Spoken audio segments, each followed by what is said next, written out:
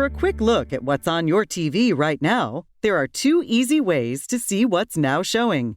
One option is to press the Info button on the remote control. This gives you the name of the program you're viewing at the bottom of the screen.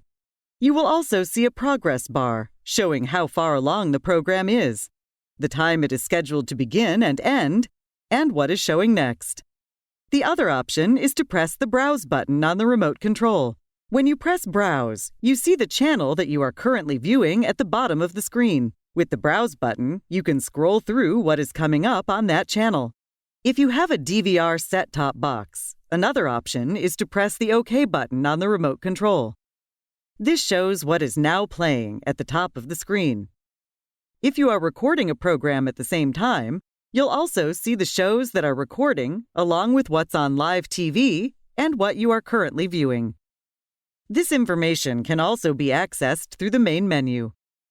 Press the menu button on your remote control, arrow to the right, and highlight Now Playing, and press OK.